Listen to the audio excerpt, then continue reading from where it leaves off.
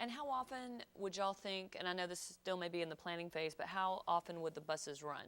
Right now, without question, the design is that it would be no less frequent than 10 minutes Okay. during the business day and the evenings during business hours, and probably late into the evening. If you think about Lower Broadway, and you think about events at Bridgestone, or you think about events at LP Field or Ryman or whatever. With a Monday night football game coming Right. up, there's all of that in 2 weeks.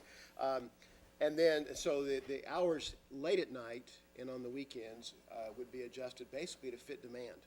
Okay. The neat thing about this kind of system, it's very flexible, but the important thing is to have rapid service. Okay. So that if I'm leaving a meeting or I'm leaving my office and I want to get to the eye clinic at St. Thomas, I don't go through the motion of pulling out my schedule and trying to figure out when the next bus will come and then try to meet.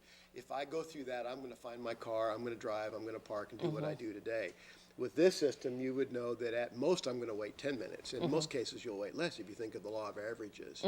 So at this point in time, no longer than 10 minutes during most hours of when people would be using it. Because that made me think of a question too, about the pedestrian question. If it was going to be a while before you could cross, you know, and you see the bus coming and you're going to miss it. It's like, oh my God, it's going to take me so long to get the next bus, and you run out into traffic. I mean, just not even thinking. Yeah.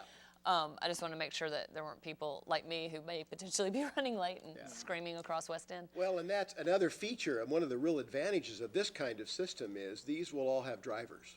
These vehicles will have drivers. So there was no doubt in my mind with MTA as they operate even today, if a driver sees 3 people clustered over there to cross to the station, and the driver comes up, then it's quite easy for the driver just to wait that extra 10 seconds, which we see MTA people do today when they see somebody running to catch the bus. So I think there'll be that flexibility, which with a subway or a rail kind of system, you can't do that sort of individual adjustment.